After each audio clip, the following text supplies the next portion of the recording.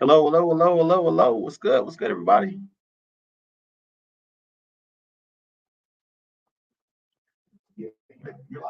So, welcome to Random Thoughts with DVP, um, Chasing Huxtable edition. I am filling in for, as you can see, I look totally different from the guy on the screen there. I'm filling in today for my good friend DVP. I bet he didn't even think I was going to start on time today. Look at me, not me starting on time. But I'm here because I've really kind of been thrown out in the middle of the ocean. It's kind of like when you're trying to learn how to swim when you're a kid and your dad just throws you in the pool. This is kind of one of those things. But I am definitely appreciative of the opportunity to just come on this platform, and we're gonna keep it light today because this is my first time doing it like this. And shout out to Roy, who has been gracious in showing me the ropes and giving me a quick tutorial. We got an echo there. Yeah, I He's kept that off. Wait, so what should I do? Are we good? Okay.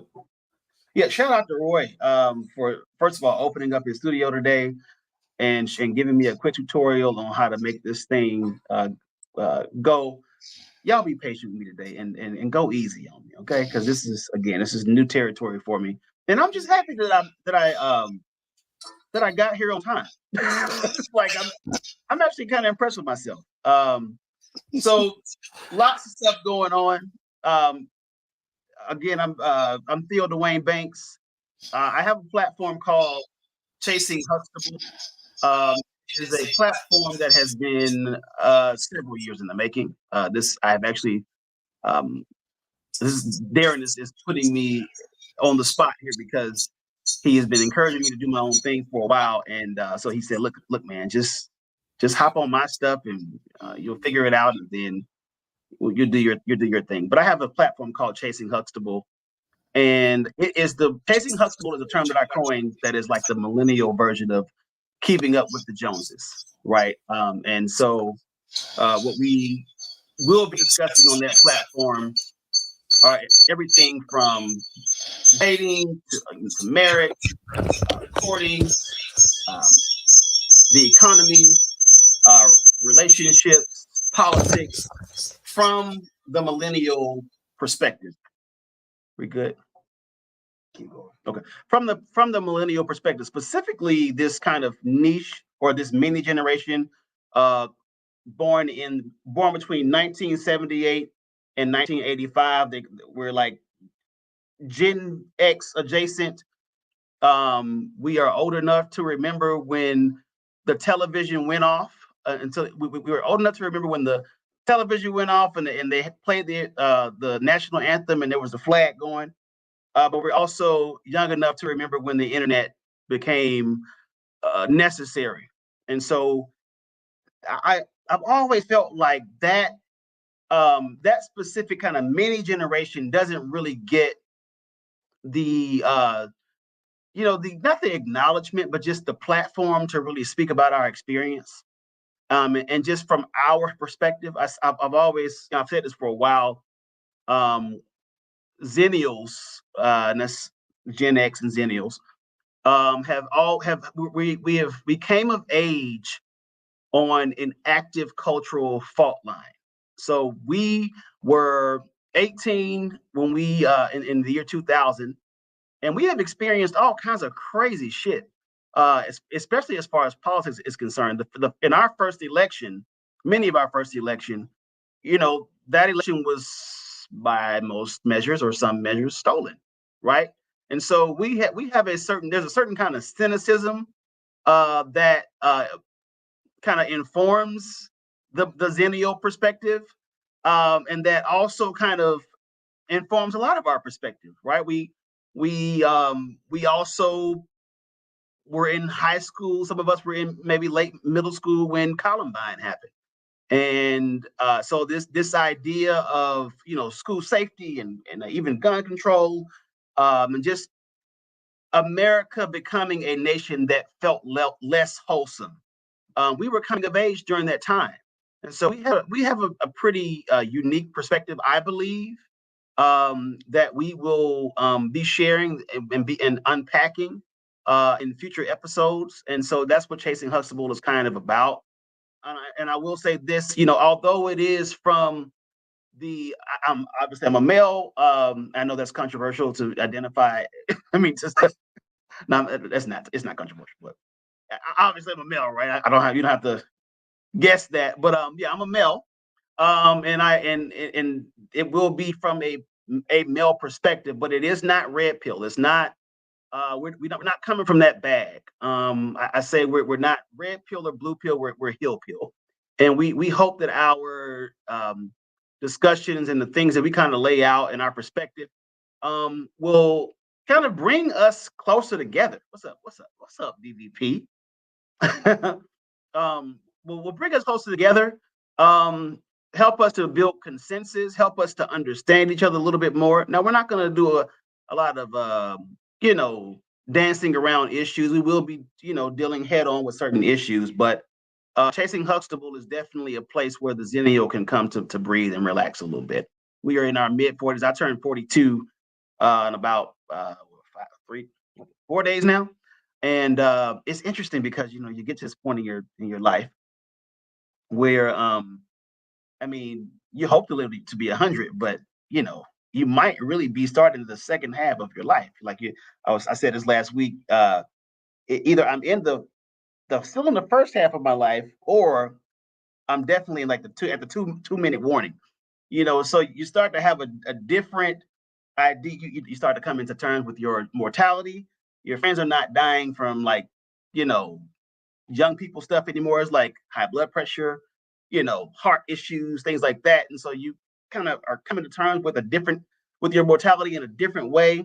My daughter she turns 14 tomorrow. I just realized that she will be voting in the next election. That is crazy.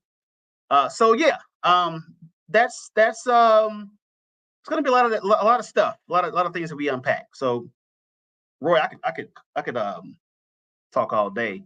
Feel free to chime in. What I'm going to tell you at first is what we might need you to do is mute your microphone. Okay. So yeah, we'll have to see where to mute it. Yeah. Now we can hear each other, because what we were going to be getting was that echo, and it would have echoed for people. Darren, don't nobody be ignoring you or neglecting you. You don't come into the studio. Holla at your boy. But no, man. I mean, listen, I'm excited to hear what you got to say. We look for that representation. We actually had a show on the network that we will be looking at getting back again, which was called Brothers Speak. And in that program, what we did is we had someone from each generation in it, and they would come in and we would have the topics and discussions. So we would go from 20s, 30s, 40s, 50s, 60s. And we even had occasion where we had brothers in their 70s come and join us and talk about some things, man. So, no, your opinion is valued. We're looking forward to it. So I'm going to mute myself and just kind of hang out and let you do what you do. And if I find something, I'm gonna do like I normally do with Darren. If something poked my interest, I'll be like, hold up, wait a minute, let me say something. So I will do that, just so you know. So I'm gonna, as I'm teaching you, I'm about to show you how I'm gonna spotlight somebody and make myself there. Down at the bottom, you'll see that's the third button over that allowed me to do that. But sir, the show and the floor is yours.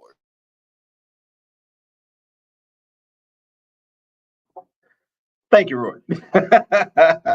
Yes. So, with all the niceties out of the way, um, the general topic today will be "fuck the police," um, and I'm going to break that down for a second. So I'm a black man, right?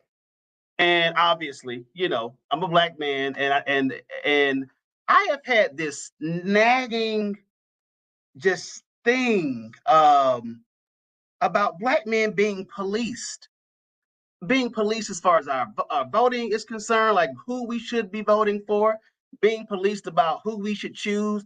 I'm not a spoiler, but you can't date white girls. She can't be too light. You can't prefer who what kind of woman you want. even down to Black men's sexuality in general, how that has to be presented. We are policed on the job in terms of how we can respond to an HR issue. We can't be too aggressive, but if we don't demonstrate assertion, then we are not being assertive enough, and we're not showing leadership skills or ability rather. And then we're literally policed, right? We're dealing with this. We live in a police state. Most Black people live in a police state. So the topic today would be "fuck the police," and I believe that Black men are at this interesting space where we're seeing us kind of push back on all of these narratives around what it means to be a Black man, and some of us are being pushed in some directions that, you know. I don't know. I don't know if I would go there, but isn't that kind of the point, right? The point of this, the point of kind of freeing ourselves from this mindset that Black maleness has to be expressed this way, is critical for us to go to that next step. And so we're seeing, I remarked earlier that we're not a red pill space, right? But there is we're not a red pill space. There is, however, a trend of Black men in red pill spaces whose interpersonal interactions, whether it's with their significant others, or even their moms, or just women in their family, in their sphere, are being kind of conflated with their political positions. So it used to be a time when, issues within and among ourselves be damned. We still showed up, and we were voting in step with our sisters, and Black men kind of get this reputation. We become the face of a lot of negative things. The face of sexism, the face of misogyny, the face of misogynoir, the face of even conservatism, new conservatism. But when you look at the data, it's not really as stark as we would like to believe. And so, but I do think that it is interesting that Black men are kind of coming off of various kinds of plantations, and right now, because we're in this unstable period politically, and we are kind of entertaining these ideas of, I don't want to vote Democrat, I want to just be a Democrat. But not real. We haven't really developed our political analysis to say, well, I'm not satisfied with what the Democrats have offered, but I'm not going to go GOP. And what the two-party system has meant to us, and what it has done to us. And I hate the term "get off the Democrat plantation," because the framing of that suggests that there aren't two plantations, and that there haven't been two plantations this entire time that we've been not slaves. But I do admire the political courage that Black men are kind of expressing, and I think that has been the pushback that Obama has received within the last week. Obama is becoming the Black preacher. Obama is so we know that church attendance, has been not only down, but Black male church attendance in particular has been down, and it has dropped tremendously over the last probably more than a decade, but for sure a decade. And a lot of Black men have expressed that the messaging that comes across the pulpit every Sunday or Wednesdays or whatever day we go to church hasn't been for us. It's been at us, but it hasn't really fed us. It hasn't affirmed us. Some people say, well, that's just your fragile male ego. Au contraire. I would submit to you that If you go to your favorite restaurant and they take your favorite item off the menu, you might stop going to that restaurant, right? And so we don't want to reduce these things to the fragile male ego, but it is worth examining that these spaces that have been uniquely, almost exclusively run by Black males and at least informed by the Black cultural experience are being divested from by Black men. And now we're seeing that kind of parallel with the Democratic Party, the Democratic establishment, rather. And Obama he's kind of like the head bishop, right? Like all things begin and end, all things, at least Black and political, begin and end with Obama. There are, those of us who, we still got those, the picture of the Obamas up from, and they've been out of office, what, 8 years now? They, to a large degree, were the real life Huxtables. They were aspirational in so many ways, and we needed that. We needed not only that ceiling to be broken, we needed Obama to go in and do exactly what he did from an image standpoint, right? So we all know that Obama could not get away with being married, remarried 3 times, and having 5 kids by 3 women, right? We know he couldn't get away with that. Obama really couldn't get away with even being with someone who didn't look like a sister. I mean, like, no racially ambiguousness about Michelle Obama. She's a beautiful woman, has a very nice shape, respectfully. All the things, right? And so he represented probably the pinnacle of what it was to be a Black man who was, highly successful as you can possibly be as a Black man, educated, the whole pedigree, right? And he's become a sacred cow. He's become a sacred cow for the Black community. And so this tension that we are now experiencing, when there was a time when what Obama said went, when Obama, especially, in his second term, and he's kind of, the tan suit swag, and he's talking back to crowds and saying, don't boo, vote, and he goes on goes to a Black church on Father's Day, and he's finger wagging Black fathers about being involved in their children's lives, and that's kind of the legacy that he's coming from, right?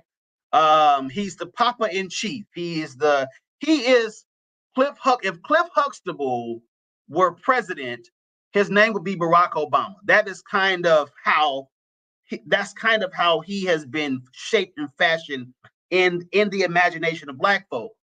But as Black men have become more distanced from that era, and I would speak more directly to sort of his base, which was millennials. I recall very vividly when Obama was first elected. It was one of the most just it was at the time, it was probably the most elated I had ever been as a human being. I wasn't a father yet, so I remember running outside of the room of the house, and we had a watch party, so all of my friends were there, and it was just a dope time, right? And I remember, it took a while to be like, I got a Black president. Like, he would do his press conferences, and you're adjusting from candidate Obama to now President Obama, and like, you walk past your screen, you're like, hold on.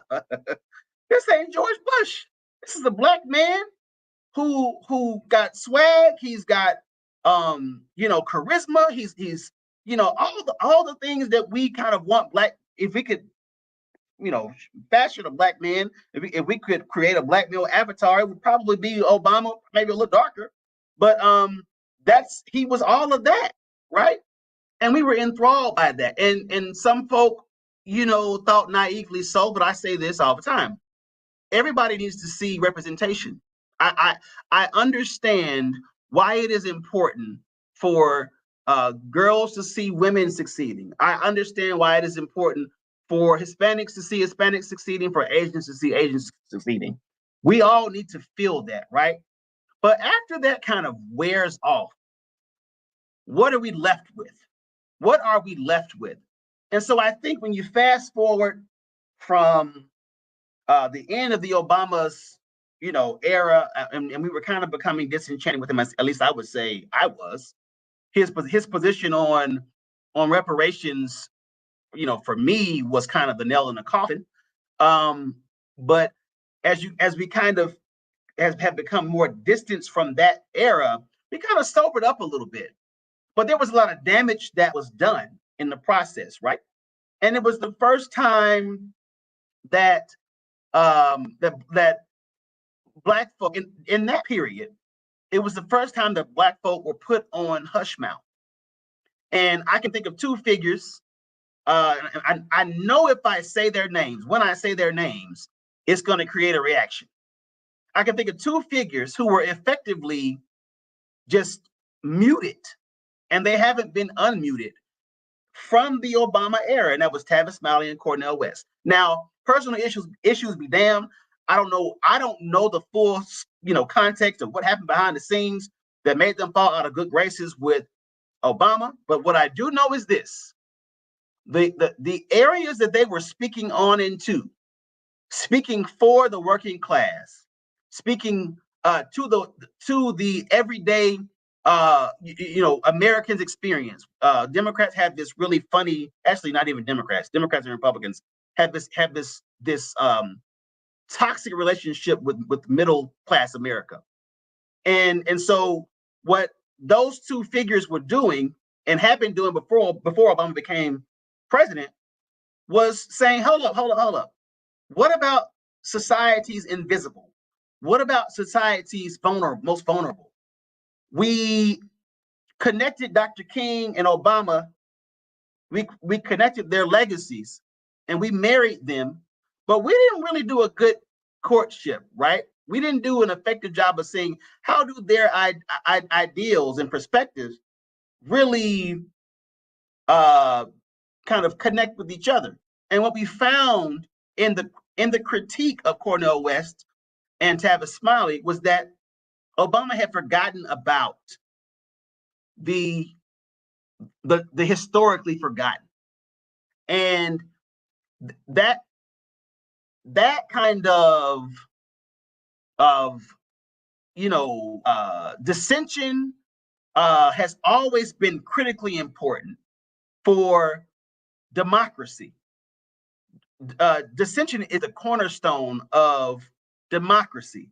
But during that period of Obama, what we saw was Black people for the first time being silent about things that mattered.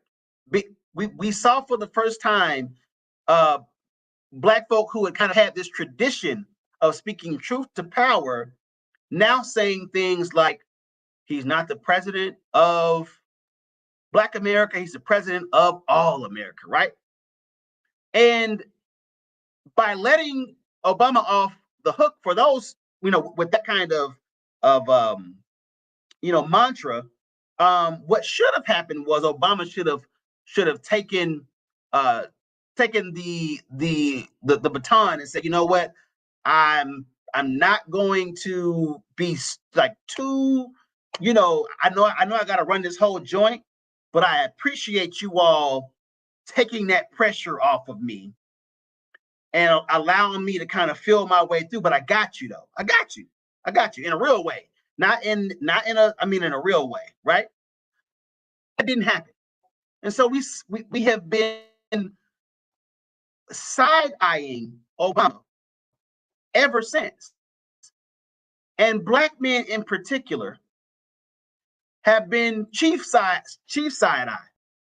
And so Obama, in his chastising, where he may have been, it might have been okay or in play for him to chastise Black folk, 15 years ago, 2 weeks ago, that's not going to fly.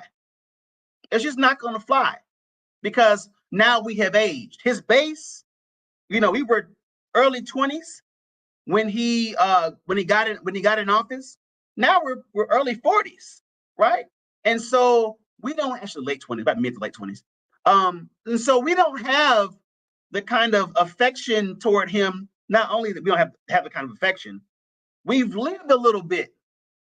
We've gotten ain't no milk behind these ears. It's dry. It probably curdled a little bit now. And so what do you do when your base is mature? Well, what's happened is the base is now being split in half. The base of the Democrats is traditionally Black people, right? Historically Black people, or at least over the last 50, 60 years. But in these last 10 years, we're seeing that base kind of splinter. And I submit to you that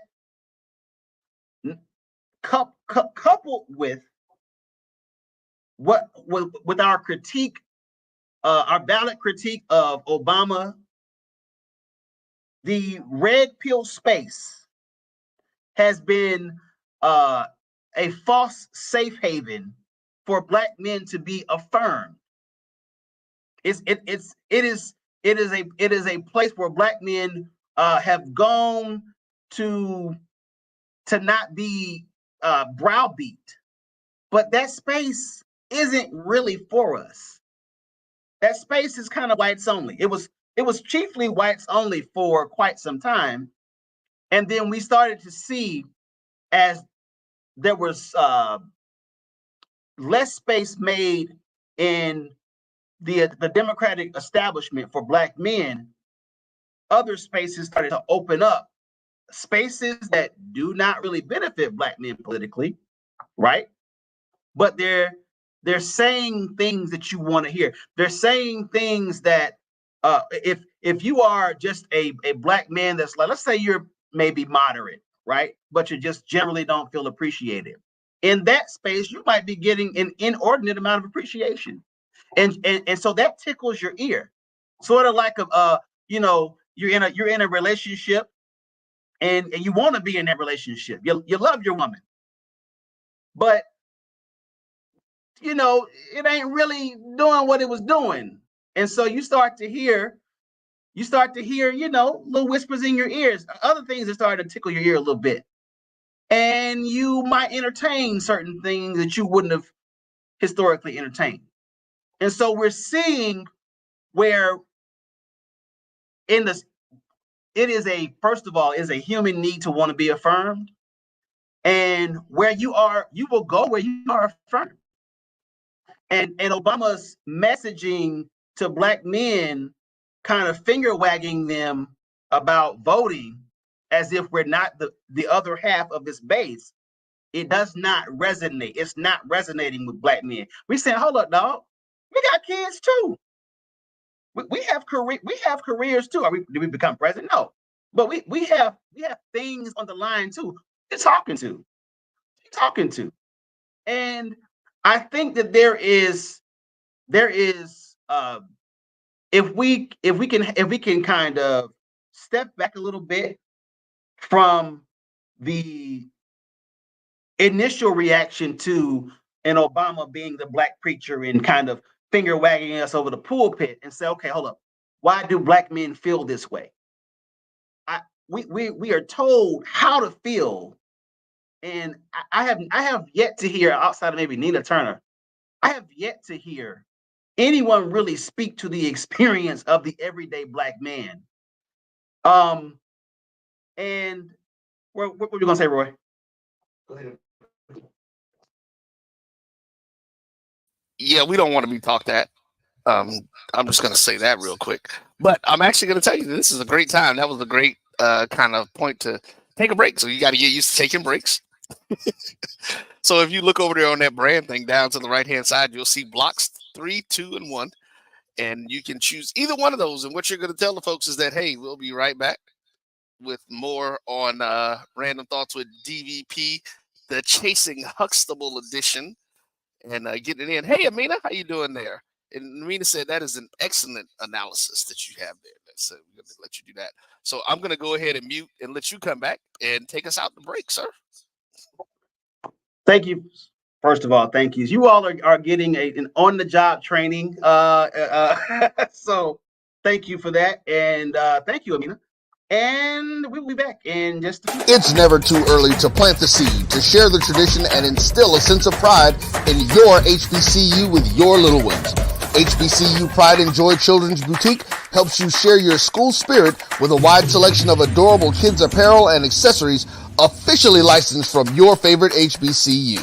Visit hbcupridejoy.com and follow us on all social media at HBCU Pride Joy on Facebook and Twitter.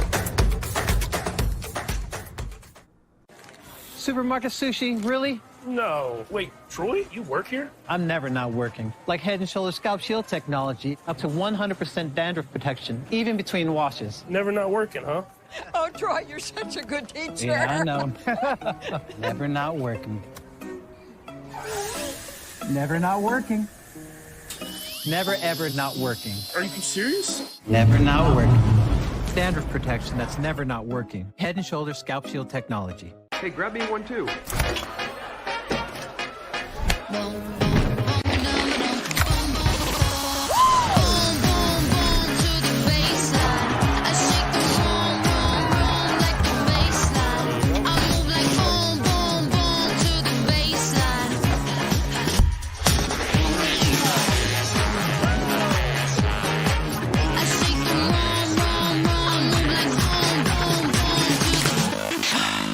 Charmin Ultra Soft has so much cushiony softness, it's hard for your family to remember. They can...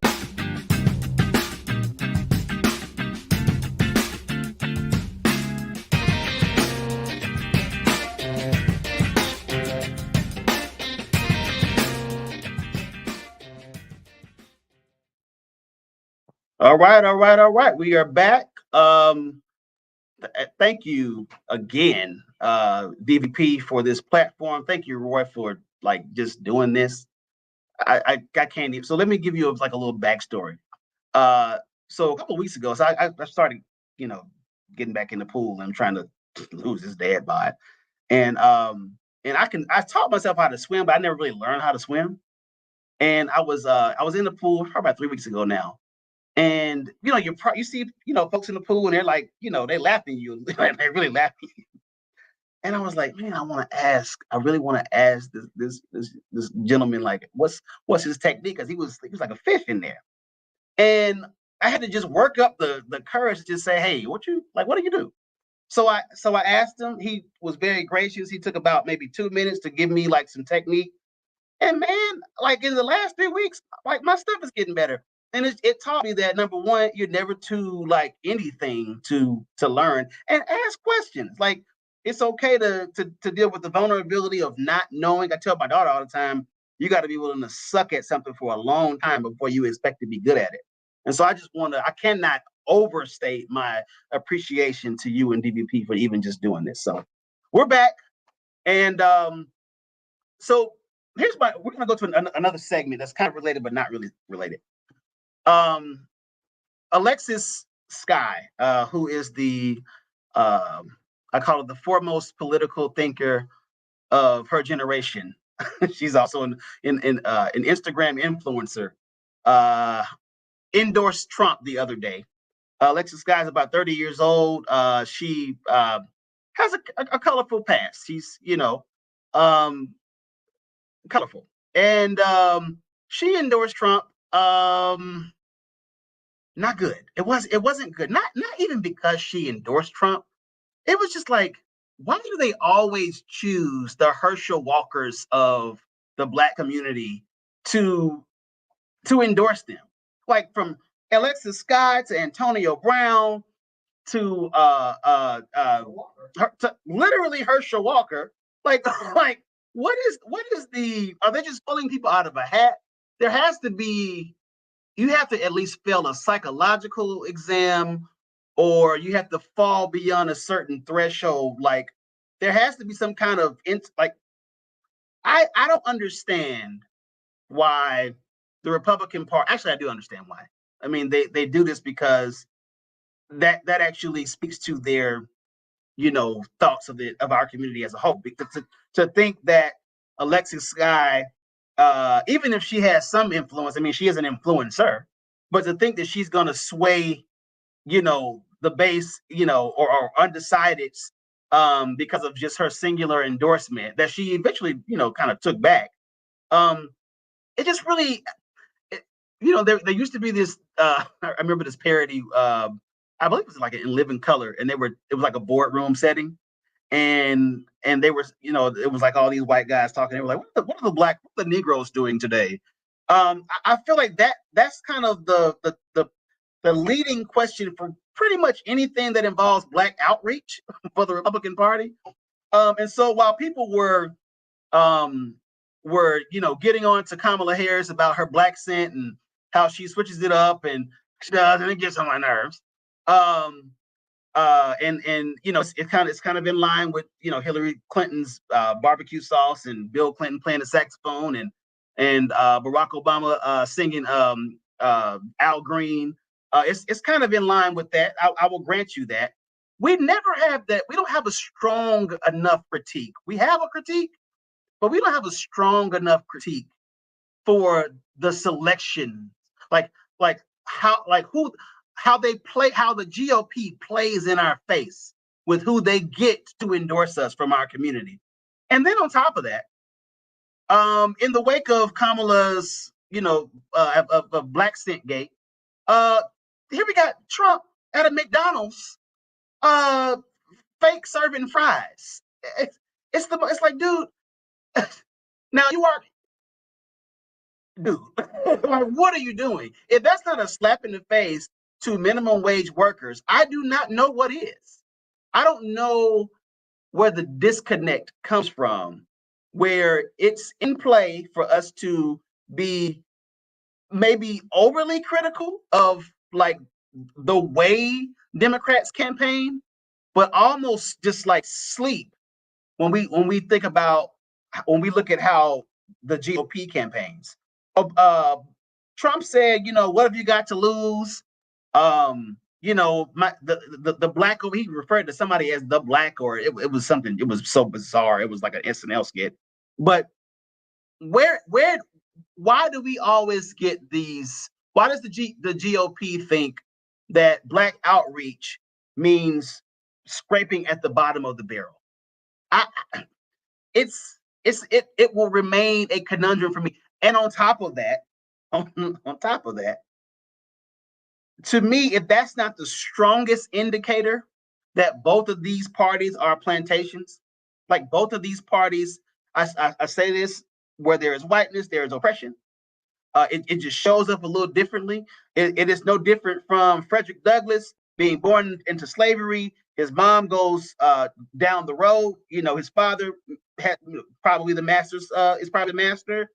Can't read, sees slaves being beat at a very young age, but then he's sent to another plantation, and the white woman teaches him how to read. And it's like, well, yeah, thank you, white lady on the other plantation, for teaching me how to read, but we kind of got to deal with this whole like slavery thing too, because something tells me that well, if I wasn't in slavery and it wasn't illegal to read, or if you saw me as a human, maybe I could teach myself how to read, or maybe my mom is teaching me how to read, and maybe I'm not the product of sexual assault. So this has been an ongoing kind of pathology of white America, and it shows up in our political spaces, where there is outright bigotry versus the bigotry of low expectations, and then there's just flat out, we do not think that you are worth anything beyond just your basic freedom.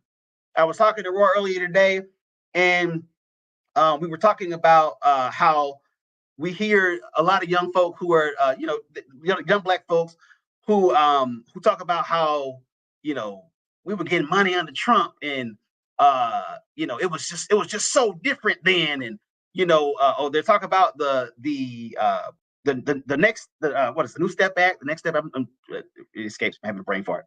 But the criminal reform, Second Step Act. There we go.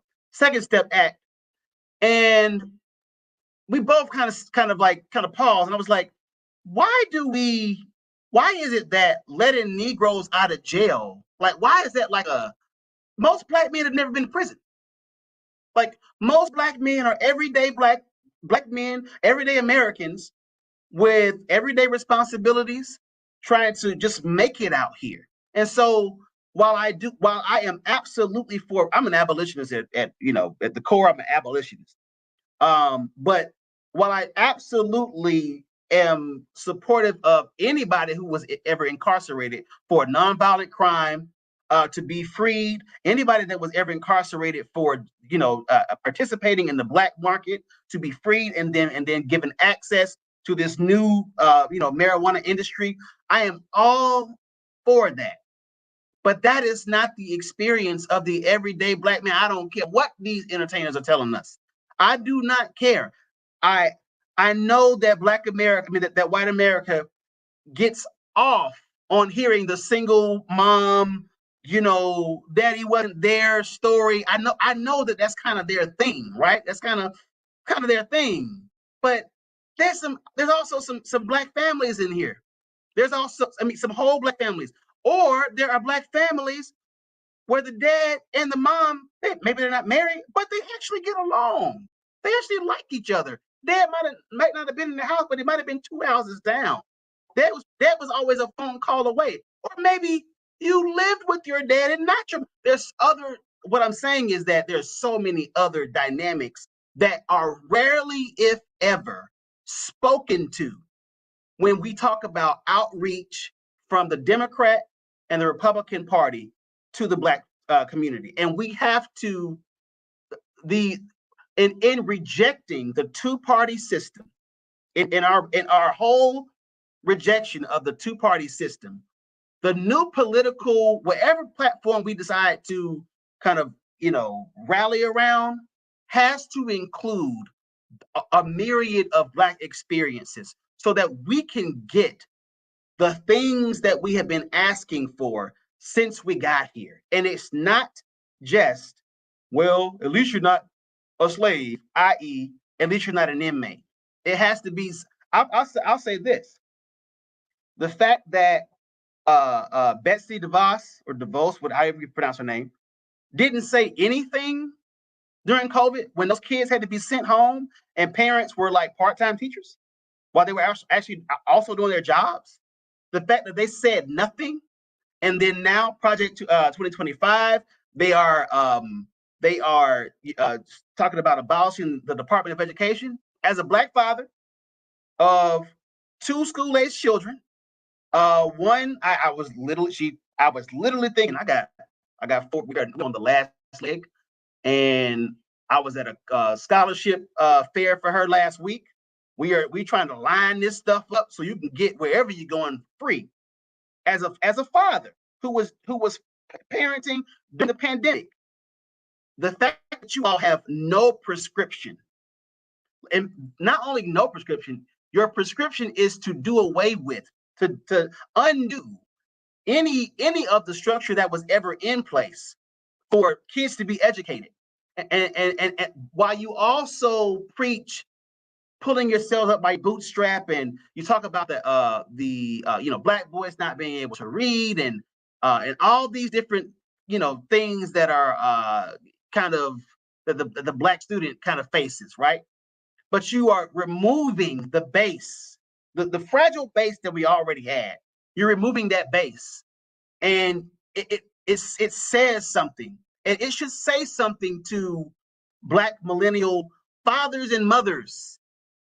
It should say something that they are trying to make it difficult, even more difficult than what it is, for us to just experience some form of normalcy, some form of just like, hey, can some part of this American dream come true? Can some part of what I saw on TV when I was young, when I was looking at the Cosby Show and in a different world, and Family Matters, and Fresh Prince, and My Wife and Kids, all these different messages that we got, and a lot of us, myself included, even though I had dad in the house, I fashioned a lot of my identity around these television fathers, and my selection and my mates were in some kind of way influenced by Claire Huxtable. Can I get some piece of the American dream? Can some part of that be realized? You got to take all of it. It's not enough that $100,000 is now the new $60,000. That's not enough. Now you got to undo the very mechanisms that have been inroads to success. I don't think that the education as we know it is working for us, but they don't have anything to replace that. It's like, it would be like if you went home and you had a really bad leak in your house, and it's really bad. I mean, it's flooding in your basement, right? And you know that you probably can't like live in the basement, but somebody said, you know what? Okay, what we're gonna do is we're gonna tear the house down.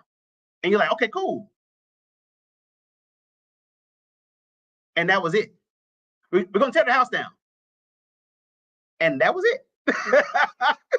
So I agree wholeheartedly. Tear all of it down. Fuck the police. Tear all of it down. But what there's no rebuilding plan in that. There's no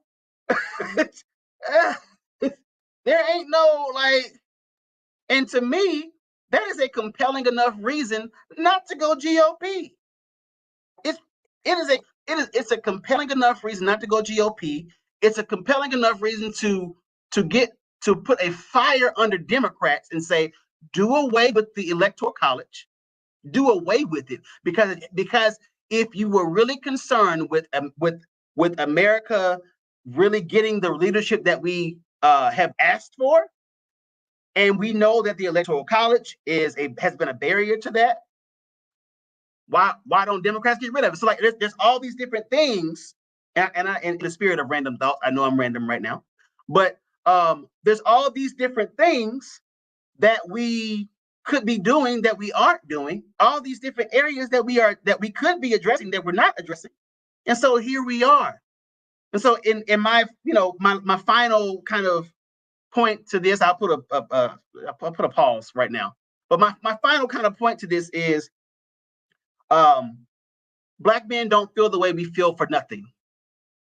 We don't feel the way we feel because we all hate Black women, or we are all kind of apathetic, or anything that's in the mainstream narrative. If you talk to everyday Black men, I promise you, there's like, go on the group chats. The group chats is where stuff like the real gets like shared. And if you see what Black men are saying in our group chats, a lot of this, it's like we ain't mad at Kamala. Like, a lot of us was like, she kind of bad. Like back in the day, Kamala could have got it. But that we are now, we've grown up. We've grown up politically. We've grown up politically. If Kamala came along in 2008 in place of Obama, she probably would have got in office. And because she's pretty much the female answer to that, right? But we've grown up. We've grown up politically. And so we're asking for something more substantive. We're demanding something that feeds us, that is more than some kind of caricature, some kind of what are the Negroes doing these days kind of mantra. So what is Chandra saying, or Sharonda, I'm sorry, saying that Trump is trying to do? Please type that in the messaging. Okay. No, her. Oh, okay. I hope she heard me. Okay. Yeah, so I saw what you said, Sharonda. And here's the thing. I have a general, maybe irrational paranoia when it comes to trusting white men with my future. And so I am inclined to say that Trump does not have a real solution. I'm also inclined to say that to believe that if we leave it up to Trump, once the ballot is cast, we will be making the same critique of him that we made of Biden and anybody else, Obama, anybody else. And so, and then on top of that, Trump, he had 4 years to do it. He had 4 years to deliver on all of these promises. I mean, all of these things I've heard a lot of stuff that, some of Trump's supporters have said about, well, if, black folks got to get it together and just, trust this man. It's like, no. Since when did we start trusting white men? Since when did we start trusting old white men? Like when? Like, so for me, I'm just not willing to give that another go. So I'm assuming she can hear me then. So I'm going to go ahead and not turn my mic on. Okay. Sharonda, he's not trying to change the voting system. He's saying we're not going to vote again. He has not said anything about removing the Electoral College. He says, if you vote for me this time, you'll never have to vote again. That's what he said.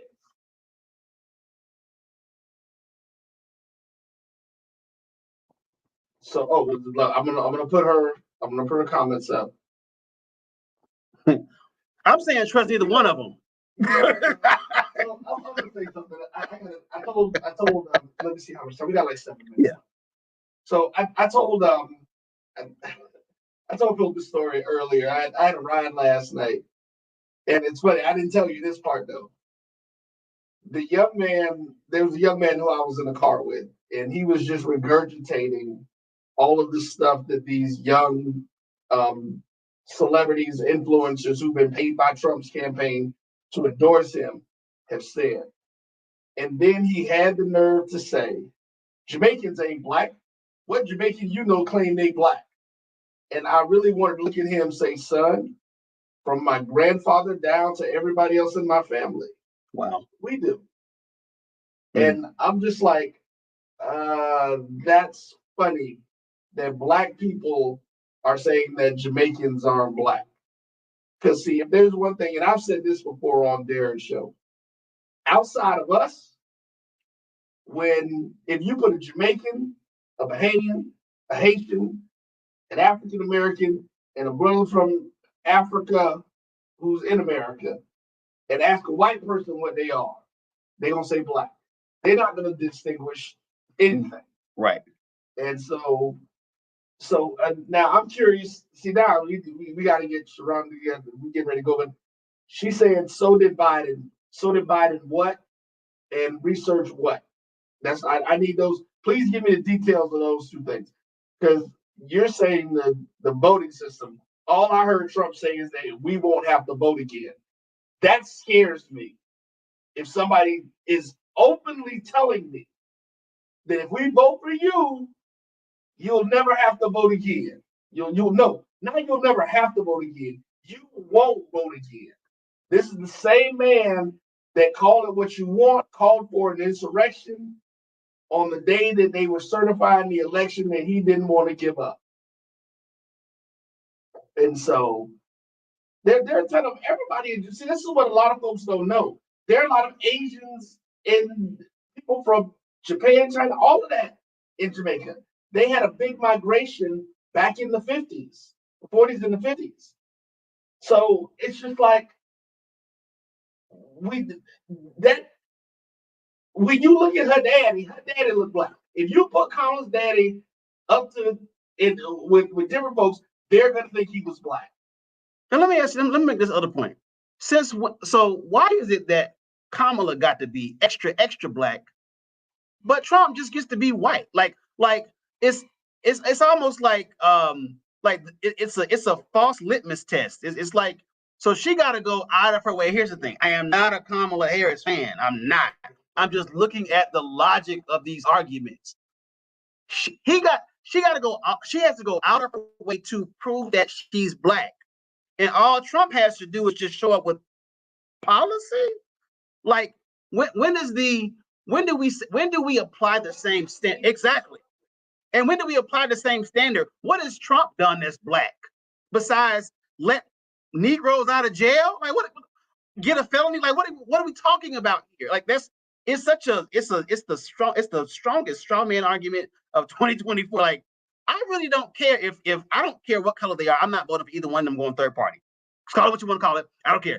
You can say a vote for, if you go third party, it's a vote again. I don't give a damn. I'm not doing it. I will never again have my conscience like playing with me because I know I voted for somebody I really didn't want to vote for. So I would rather follow my own advice. I've said before, if 5 to 7% of black folk decided we're not voting for either party, I promise you those parties will come begging for us to figure out how they can get us back in the fold. The same way they did the Hispanic voter in 2004, it could happen just like that. And we would have to even have these conversations. We just got to be willing to kind of like wait it out a little bit. But that being, all that be damned. Do you want what? So here's what's kind of like one of the critical differences. You're either voting, one side is voting for the lesser of two evils. One side is voting for the greater of two evils. One side is voting for the lesser, and one side is voting for the greater. Trump's side wants to figure out how dark this shit can get. So hold on. Let me jump in here as an HBCU alum and different stuff. So Sharonda, yes, Trump did sign that paperwork. As you were saying, go research and see what the Republican Congress did after he signed that bill. Go check that and see how much of that money got sent to where it was supposed to go. See, this is the part they don't tell you. There were a lot of things that he did that they gave the optics for that the Republican Congress shut down. And that's the same thing. They did the reverse with Obama. They told y'all, we aren't doing anything that this man wants to do. Regardless, the only thing that they were able to get across was the Affordable Care Act. Everything else he tried got shut down just because it was coming from him. They said that's what y'all did in 2020. What's the y'all? And which part of what we were saying did you say what we did? Because I'm just like, I really would like to be curious. So I'm always going to vote. And listen, and unfortunately, I hate to be able to say it. Yes, I am voting for the lesser of two evils. Oh, wait, are you asking me as an alum, do I donate to my HBCU? Sweetheart, my entire business is built around HBCUs. So yes. And let me add this piece about HBCUs. If we look at the endowment of Emory University, of Georgia Tech, of even Georgia State, I don't know if we realize how chronically underfunded even the upper echelon HBCUs really are. And so no matter what they give us, if they give us $100 billion, maybe that's a starting point, because they want those monies to be divided among over 100 schools who have unique needs. It is, and when you compare that to PWIs, there really is no comparison. It's just like when we say stuff like, oh, unemployment is the lowest it's ever been in the African was the lowest it ever was under Trump. Well, when you look at the 70 to 80 years of census data, census data, unemployment has always been twice of whites. It's like the unemployment rate for Black has always been double that of whites. So we can say, oh, it was, it's lower, but we have to also look at the other side. Look at the other. It's like when Black people kind of have this internalized issue, we can't put our money together. I don't know if we realize how broke we are. I don't know if we understand how little disposable income we really have.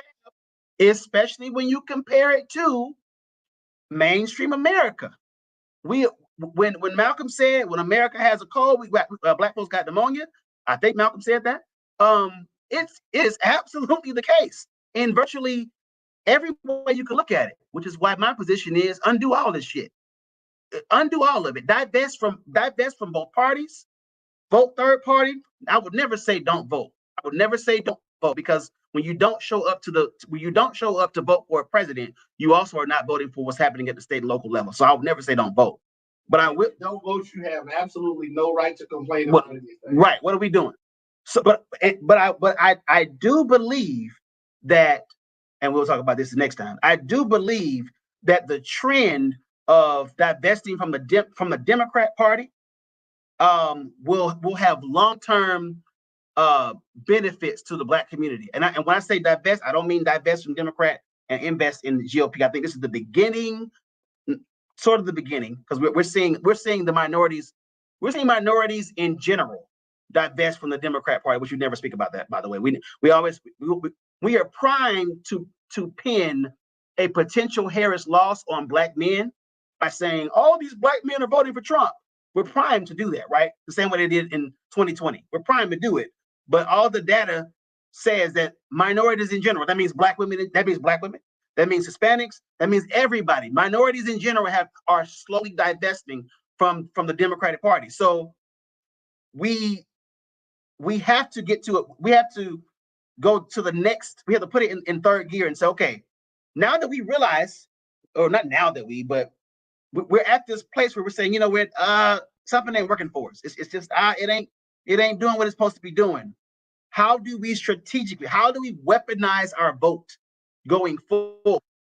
So let me jump in real quick. This is the last thing I'm gonna say, because I know, like I said, we got to get ready out of here, and I want to make certain things clear. Anybody who's watched the over time knows I am not a Democrat, but I do believe that we need to have people in both parties. So we do need to have Black people who are members of the Republican Party, Black people who are members of the Democratic Party. But what we also need, I think you were mentioning this, is that enough of us need to pull out, and they need to now come to us with legitimate results. I'm going to give a last real quick story, and Darren talks about this all the time when we get to the political season. And this is our frustration with what is made as the Black leadership, because the Black Lives Matter people had the opportunity to talk to Hillary Clinton. Now, regardless of what your influence of her was, she was a presidential candidate. She asked them, "What do you want?" They continually sat there for 5 minutes. Say our name. She's like, "What do you want? We want you to say our name." Y'all looking for a soundbite, and y'all haven't put forth any type of policy. See, there's just so much stuff, and we'll have to get into it later. And we can't. Vote now. Let me put the comment up here. I'm gonna make sure I put it up. I just, because I don't want nobody saying they ain't putting the comments up. We can't just vote our pockets. No. Because we're still human beings. We're still a part of this. But we'll get into this whole discussion. I'm gonna wait till DVP come back, and then I'm gonna be on the whole show. 2 hours. Well, it has been an absolute pleasure. I hope that everybody learned something. You taught me some things, not just technically, but just in general. And what's DVP? Love, peace, and chicken grease. Is Darren there? Love. Love, y'all. We love y'all, and go eat some chicken if you got some. I'm gonna eat some fish. All right, y'all be good.